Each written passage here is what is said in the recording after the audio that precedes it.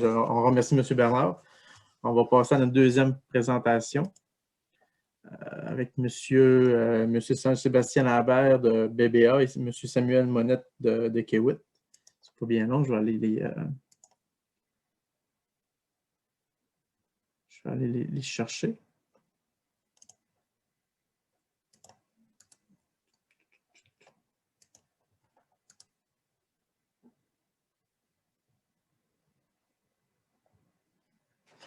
M.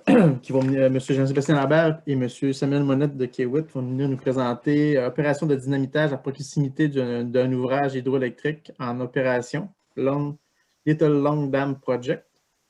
M. Monette détient un baccalauréat en génie civil de l'École polytechnique de Montréal. Il possède 30 mois d'expérience en génie civil et en tant que superviseur et gestionnaire de projets de construction de grande complexité. M. Monette a travaillé comme superviseur des travaux d'excavation de murs de soutènement de forage de dynamitage pour le projet de Turgot et pour le projet d'expansion de l'évacuateur de crue de Adam Creek. M. Jean-Sébastien Lambert détient un baccalauréat en génie civil de l'Université de Laval.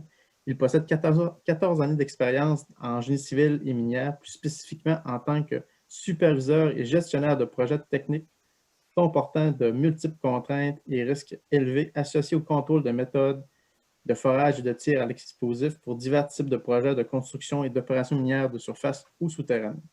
Il a débuté sa carrière au sein de la Société énergétique de la baie James au chantier Eastmain pour ensuite travailler près de 5 ans dans l'Ouest canadien pour la compagnie Kiewit en tant que surintendant des travaux d'excavation et de forage d'imitage. À son retour au Québec, il a travaillé 3 ans en tant qu'ingénieur en application des sautages chez Dyno Nobel. En 2013, il cofonda sa propre entreprise de consultant en ingénierie spécialisée dans les travaux de forage et d'imitage. Depuis 2017, M. Lambert travaille comme directeur de projet avec le groupe de mines de la compagnie d'ingénierie BBA.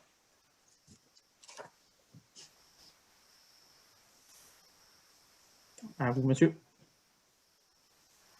Merci, Pierre-Luc. Est-ce que tu m'entends?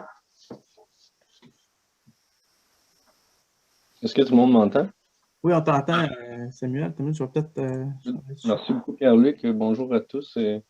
Aujourd'hui, moi, je vais vous parler du projet Little Long Dam. Je vais commencer par faire un aperçu de la présentation. Je ne sais pas si tu es capable d'avancer la présentation, Gias, parce que moi, elle n'avance pas à mon écran. OK. Est-ce que... il faut dire... Samuel est en chantier, là, donc il y a peut-être un petit décalage. Est-ce que tu vois qu'on a la structure de présentation à l'écran? Oui, merci beaucoup.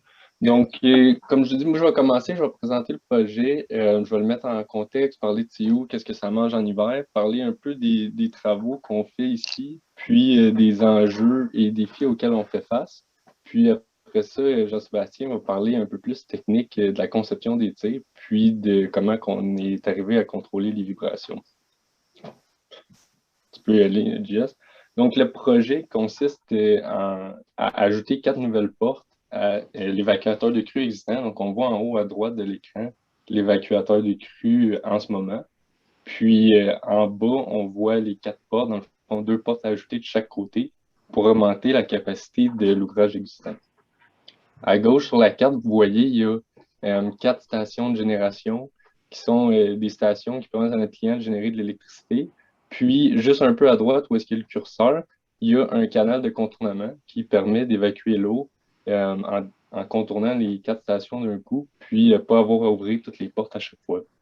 Donc, notre projet, nous, c'est la structure de contrôle qui contrôle, dans le fond, ce canal de contournement-là. Je peux changer, Jeff.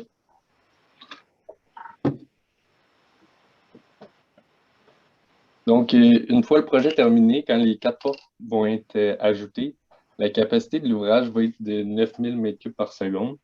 Puis, 9000 m3 par seconde, qu'est-ce que c'est visuellement? Tu peux changer, JS. C'est 3,5 fois le débit qui passe dans les chutes du Niagara. Ou également, c'est la capacité des évacuateurs de crue de la Romaine 1, 2 et 3 combinés ensemble. Donc, ça vous donne un aperçu un peu de la quantité d'eau qui passe dans l'ouvrage. Puis, cette quantité d'eau-là est également équivalente à la moitié de la capacité de l'évacuateur de crue de LG2. Donc, tu peux avancer les slides de JS, on va voir à quoi qu'on compare le débit qui passe sur notre projet. On peut avancer encore. Fait que ça, c'est les évacuateurs de crue de la Romaine. Donc, les 3 évacuateurs de crue combinés ensemble ont la même capacité que l'ouvrage qui va être construit dans le contexte du projet Little Long Dam.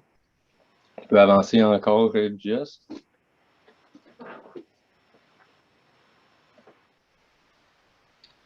Encore une autre fois, donc ça c'est LG2, que vous connaissez probablement. Localisation, le projet il se trouve dans le nord de l'Ontario, on le voit sur la carte à gauche, c'est plus précisément à 90 km au nord de Kapuskasing, puis c'est 300 km au nord de Timmins. À droite, on voit les 4 mêmes stations de génération que j'ai parlé un peu plus tôt, puis le canal de contournement, puis qui est retenu dans le fond par la structure qu'on va étudier aujourd'hui. Tu peux avancer, JS. Côté travaux, je vous ai parlé un peu d'ajouter les 4 nouvelles portes. Il y a également un remplacement de toutes les portes existantes. Il faut savoir que l'ouvrage, en ce moment, il y a une 60aine d'années. Donc, pour faire l'entretien, on va changer toutes les portes dans le cadre du projet. Puis, afin d'arriver à installer 4 nouvelles portes, il va falloir construire 6 murs de soutènement. Donc, il y a 2 murs en pale-planche qui permettent d'escaver dans l'emprise des nouvelles portes. Donc, on les voit, ces murs-là, dans les images en bas de l'écran. Ensuite de ça, il va y avoir 2 murs de soutènement, des bâtardeaux qui vont permettre la démolition du barrage poids qu'on voit également en bas de l'écran pour laisser un passage à l'eau. Puis finalement, 2 murs de soutènement qui sont visibles sur la maquette au milieu de l'écran. Ces murs de soutènement-là vont permettre de diriger l'eau puis d'assurer un comportement hydraulique qui est acceptable puis qui va venir enlever les risques d'érosion en amont du barrage. Ensuite de ça, j'ai parlé vite fait de la démolition des 2 barrages poids. Évidemment, il va falloir les démolir pour laisser un passage à l'eau. Puis, une fois ces barrages poids-là démolis, étant donné qu'il n'y aura plus le poids de ces ouvrages massifs en béton-là, on va venir installer des ancrages pour stabiliser le barrage. Ensuite de ça, tu peux passer à la prochaine slide. Les travaux qui vont nous intéresser aujourd'hui, c'est les travaux d'excavation de roc, évidemment. Le projet, il y a 275 000 tonnes métriques d'excavation de roc. Puis, les coupes de roc varient entre 0 et 12 mètres. Puis, il y a du dynamitage pour les nouvelles portes qui se trouvent à 1 mètre de l'ouvrage existant. Puis, après ça, les coupes les plus loin vont être dans les alentours de 200 mètres. Donc, c'est du blast qui est à proximité de l'ouvrage en grande majorité. Puis, des coupes de 12 mètres à 30 mètres de distance de l'ouvrage sont venus, dans le fond, on est venu apporter l'expertise de Kiewit puis BBA afin de contrôler les vibrations pour ces blasts-là. Puis, une fois le roc dynamité, il y a plusieurs utilités à ce roc-là. Premièrement, il va être utilisé pour les 85 000 m3 de remblai. On voit sur la photo en haut, dans le cadre du projet, il faut élargir la digue existante de chaque côté du barrage. Et ça, ce que ça va permettre, c'est de donner de l'espace pour construire des bâtiments, pour opérer les barrages, puis les stations de génération, mais aussi entreposer les barrières temporaires, donc les stop-logs qui servent à notre client pour entretenir les portes existantes. Puis, également, il y a la fragmentation du roc, c'est important de la contrôler dans le cadre du projet parce qu'on a besoin de plusieurs types de matériaux pour emblayer la digue. Puis, on a besoin aussi de produire des matériaux plus grossiers pour faire de l'enrochement puis protéger contre l'érosion.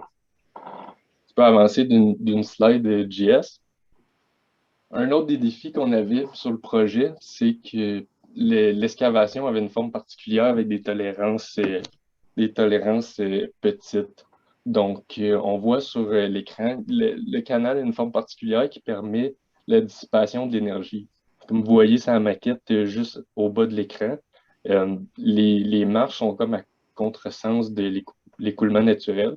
Puis ce que ça vient faire, grosso modo, c'est de dissiper de l'énergie à la sortie du barrage. Puis c'est quelque chose qui est favorable pour protéger contre l'érosion. Tu peux avancer d'une slide encore. Donc, on voit les conditions actuelles du chantier. Ça, c'était avant de commencer les travaux. Vous pouvez voir à gauche de l'écran, puis à droite de l'écran, les berges sont faites dans un matériel de type sable, donc qui a possibilité d'érosion. Puis ces zones-là, il faut venir mettre de l'enrochement, puis s'assurer que la vélocité de l'eau soit contrôlée pour éviter de l'érosion. Tu peux avancer encore.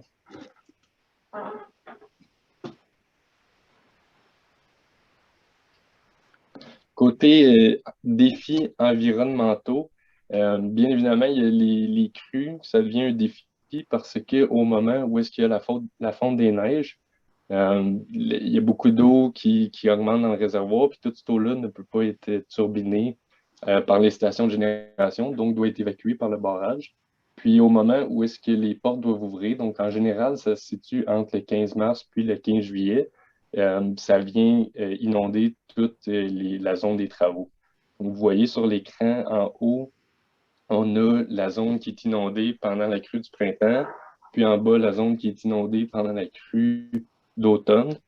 Je n'ai pas besoin de vous expliquer que ça devient difficile de faire des travaux dans ces zones-là lorsqu'il y a de l'eau. Donc, ça vient ajouter une contrainte à nos travaux. Ensuite de ça, la période de frai, donc la naissance des poissons, c'est un autre défi pour notre projet parce que pendant cette période-là, les vibrations sont limitées à 13 mm par seconde. Donc, pour des coupes de 13 mètres, de 12 mètres à proximité d'ouvrage, ça devient très difficile pour le dynamitage. Ça devient non efficace, en fait, de blaster pendant ces périodes-là. Puis, finalement, la température dans le nord de l'Ontario, il fait froid rapidement, puis il fait très froid. Donc, ça devient un défi parce que tous les travaux d'excavation dans le roc sur notre projet requièrent de la consolidation de roc, donc des rock boats. Puis, ces rock boats-là doivent être grattés. Puis, c'est impossible de gratter. En fait, c'est pas efficace de gratter pendant l'hiver, étant donné que des coûts additionnels qui sont amenés par le chauffage du roc. On peut avancer, JS.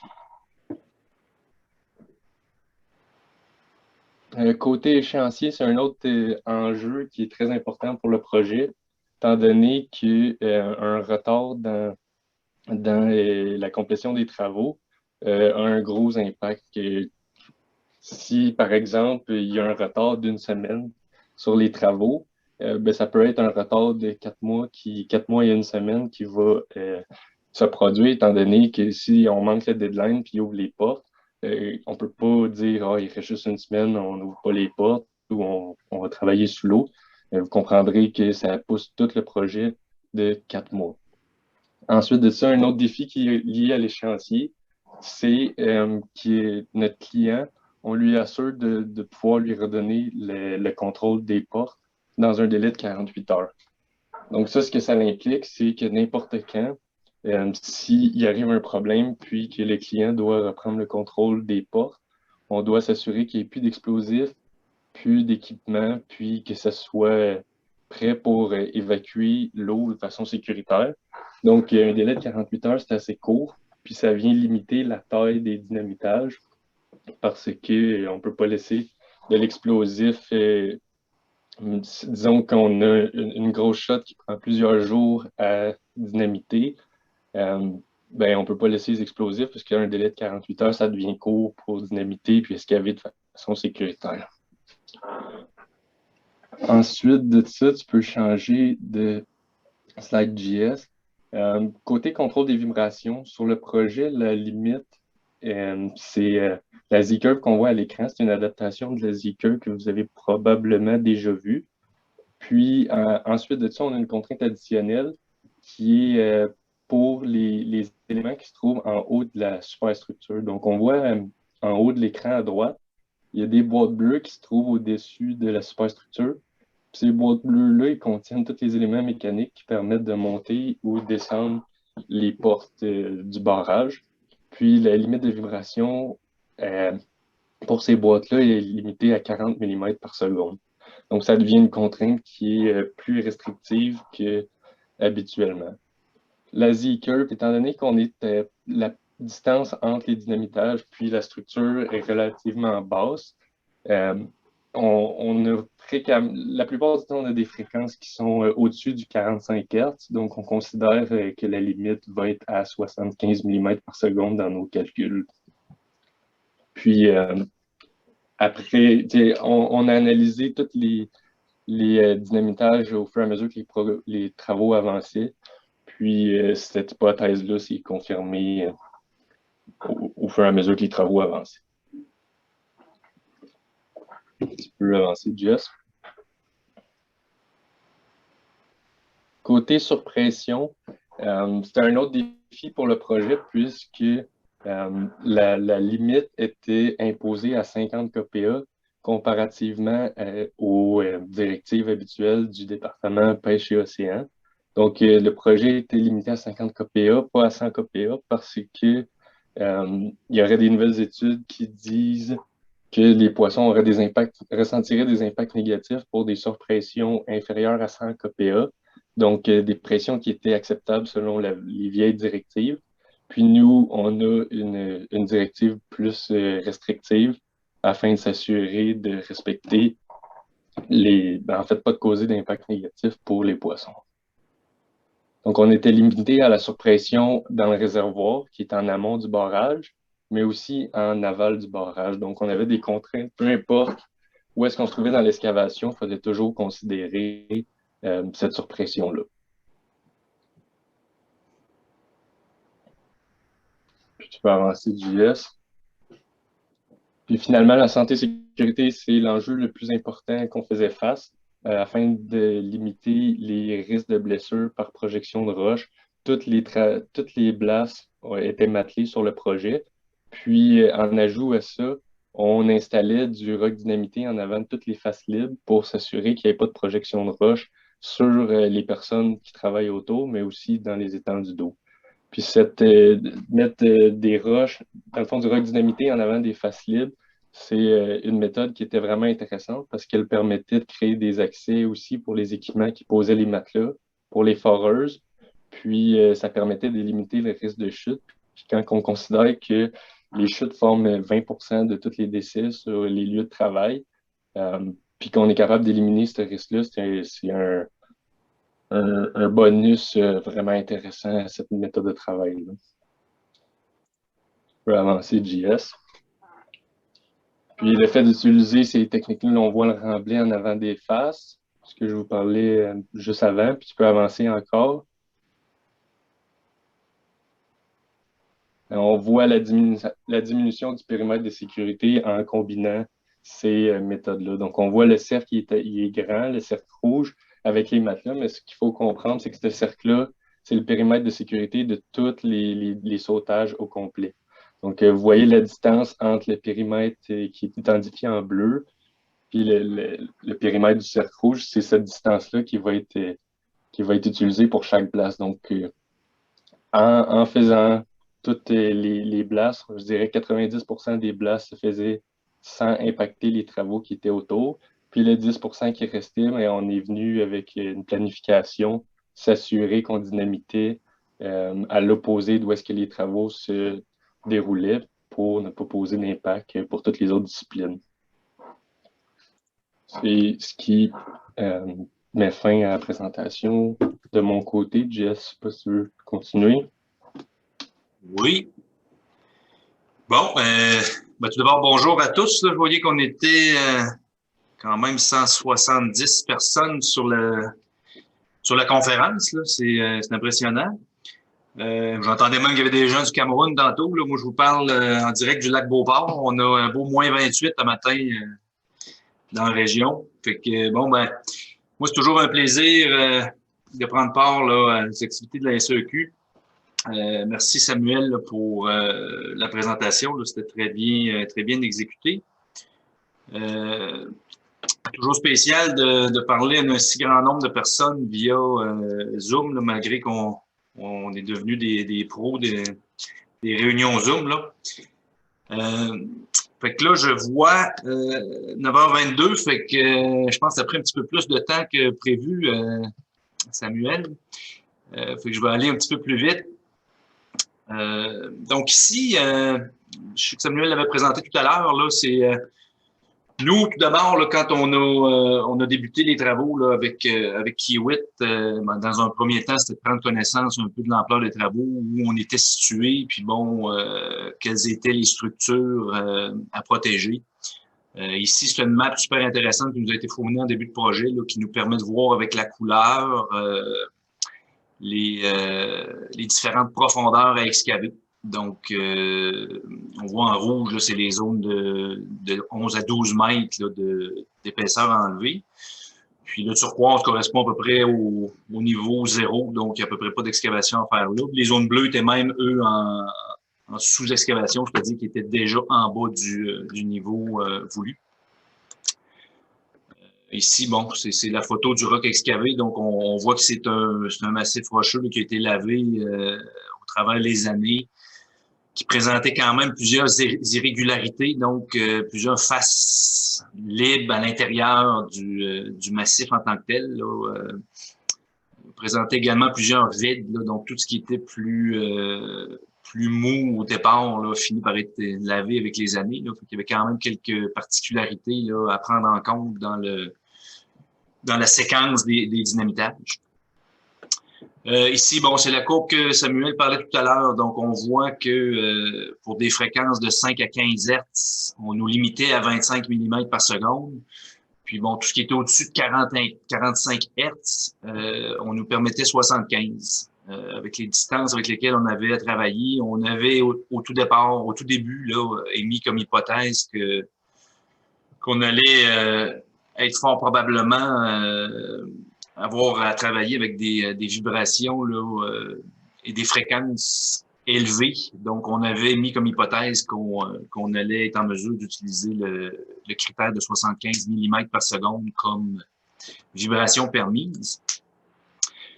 Donc, le premier exercice qu'on a fait ici, c'était de poser un K et alpha, bon, théorique qu'on utilise de façon sécuritaire là, pour un projet de cette ampleur, donc 1143, puis un alpha de moins 1,6, pour dans un premier temps voir bon, quelles étaient les charges maximales permises par délai en fonction des distances.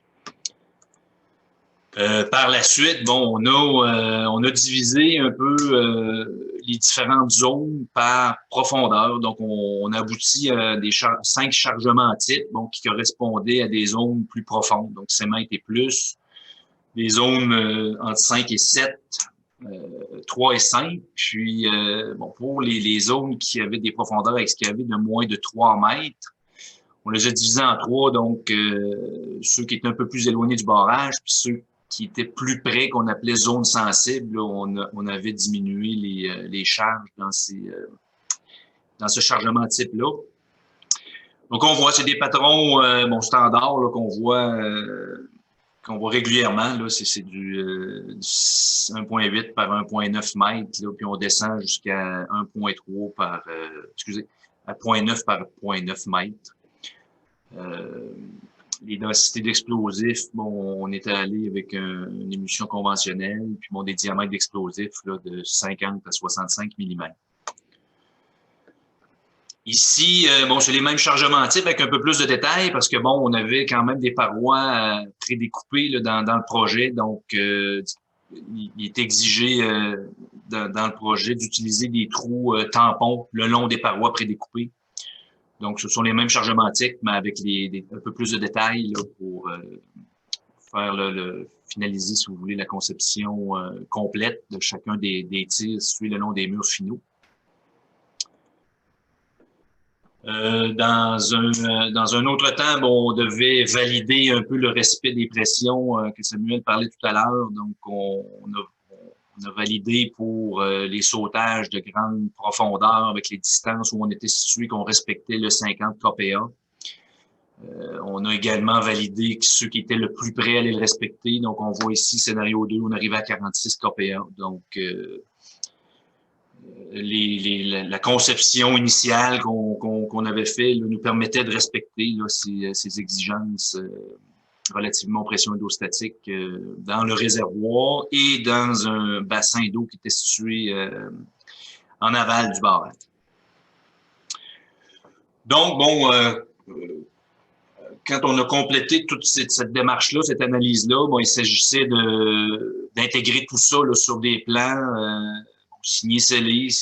En gros, il s'agit d'aller illustrer bon, de façon visuelle quels étaient l'agencement de chacun des trous. Par la suite, on vient intégrer sur ce type de plan-là les mesures de contrôle à utiliser lors du forage puis lors du dynamitage. On vient bien entendu donner les détails des chargements de chacun des types de trous.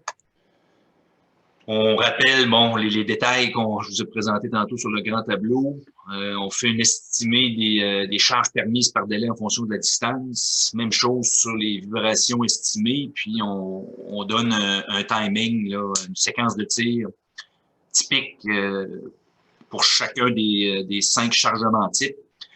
Fait qu'ici, on comprend que c'est un document qui permet d'intégrer tout ce qu'on a comme critères de conception, puis ça sert aussi d'un outil de terrain. L'idée ici, c'est de donner le plus de latitude aux gens de terrain, d'émettre, si on veut, les limites, puis tant aussi longtemps bon, que les gens sur le terrain sont en mesure d'entrer dans ces limites-là, bon, on est capable d'opérer, puis si pour une raison ou une autre, on a besoin de modifier des paramètres importants dans ces méthodes, ben on se reparle, on va faire une petite analyse, puis on ajuste le tout. Ce qui a été fait par la suite, bon, par Samuel ici, c'est que avec les recommandations qu'on avait émises, ben, il est venu faire un heat map, un peu ce qu'on voyait avec les profondeurs, mais ici, c'est avec les kilos. Donc, c'est un document très utile puis très important parce en se situant sur la carte, on voit tout de suite combien de kilos par délai on a le droit. Parce qu'ici, on voit le bassin émet certaines restrictions, l'ouvrage en béton aussi, le réservoir avec les pressions. Donc, une carte comme ça permettait d'intégrer chacune des limitations en fonction de chacune des structures ou plans d'eau à protéger. Là, je tombe dans la partie contrôle des vibrations. Donc, bon, vous l'avez vu, là, il y a plusieurs restrictions de vibrations émises sur les différents ouvrages. Donc, vous voyez ici en rouge, ce sont des géophones qu'on a installés sur les digues, les 2 digues qui sont de chaque côté. Donc, on avait un géophone en bas de talus puis en haut de talus qui était enfoui. On avait des géophones en gris sur la structure de béton. On avait les géophones en mauve, ce sont des géophones qui étaient installés sur la structure de métal. En bleu, ce sont les hydrophones. Puis on avait un microphone, c'était moins un enjeu là, sur ce projet, mais on avait quand même une mesure de surpression. Ici, c'est un récapitulatif bon, des 13 senseurs, des 13 capteurs qu'on a utilisés là, pour contrôler les vibrations et les pressions hydrostatiques. Bon, bien entendu, tout était relevé par GPS pour nous permettre par la suite, nous, d'utiliser les points précis de mesure dans nos modèles puis dans nos simulations. Bon, ici, c'est quelques photos là, lors de l'installation. Donc, ici, c'est les géophones qui étaient enfouis en bas de talus. Ici, on le voit, les géophones en haut de talus, donc sur le long de l'accès existant.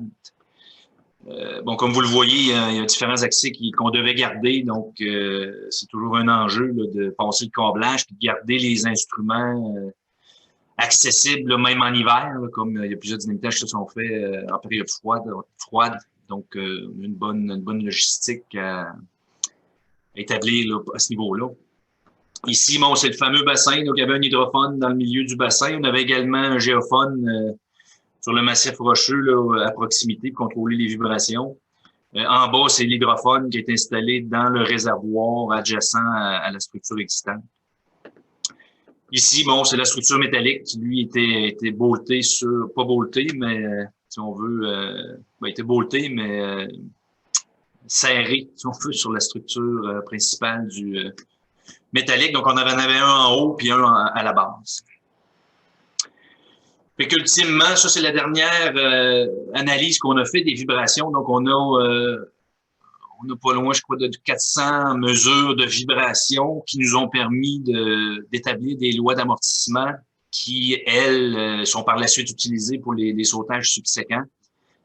Donc, on voit que les vibrations qui sont lues sur la structure d'acier sont différentes de celles des digues et des structures de béton. Ici, on voit les résultats obtenus. Là. Ici, c'est la loi initiale utilisée. Actuellement, ce qu'on a pour le béton, on a 715 de corps puis un alpha de moins 1,27. Bon, pour l'acier, on a quelques valeurs différentes, puis les digues, même chose. Puis en fonction des vibrations à respecter, parce que bon, la plupart des ouvrages, c'est 75, mais pour la structure d'acier, on se rappelle que c'était 40. On vient déterminer en fonction de la distance, bon, chacune des charges, les charges maximales permises pour les sautages à venir. Ici, bon, c'est un print screen d'une de nos simulations quand on a des sautages très près de la structure. Donc ici, c'était pour un sautage à quelques mètres de la structure de béton, puis à quelques mètres du shoring wall, c'est-à-dire de pale-planche temporaire utilisé pour la construction des portes.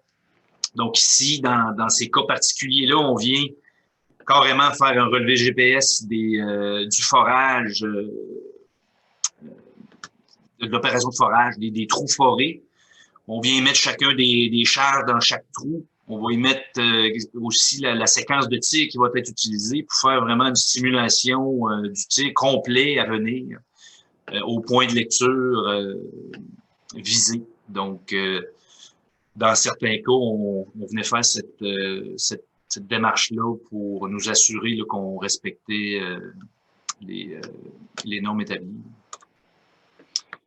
Donc, en conclusion, on a 200 000 tonnes métriques de matériel de dynamité sur 275. On a 32 500 mètres linéaires de forage d'exécuter sur 43 500. Donc, le projet est avancé à ce niveau-là aux alentours de 75 %. Il y a eu 62 dynamitages de réalisés. On a 394 enregistrements sismiques de traités. Puis, bon, la santé étant une des valeurs principales de nos chantiers de construction, il n'y a eu aucun incident avec blessés, aucune projection de pierre, puis aucun dépassement de vibration ou de pression hydrostatique. Donc, le chantier est sur la bonne voie. Donc, voilà pour moi. Je vois que, Pierre-Luc, tu m'as pas mis le visuel, donc je crois que j'ai parlé dans l'ombre. Ah non, je t'ai mis visuel. On te voyait la face. En tout cas, moi, je te voyais la face. Là. Ah, tu me vois? Oui, c'est bon, c'est bon. Je t'ai mis en... OK. Ah, ben, je voyais juste Pierre-Luc. Pas Pierre-Luc, excuse, Samuel. Non, je vous ai mis les deux. OK. Bon, c'est très bien. Fait qu'écoute, désolé, on a dépassé Pierre-Luc. C'est correct. On n'aura pas le... Tu peux-tu enlever ta présentation? Oui, un peu. On n'aura pas le temps pour une période de questions. Toutefois, si vous voulez poser vos questions, vous pouvez les poser dans questions et réponses, puis Samuel puis Sébastien pourront les répondre directement à votre questionnement. On va aller... Vous enlever du spotlight.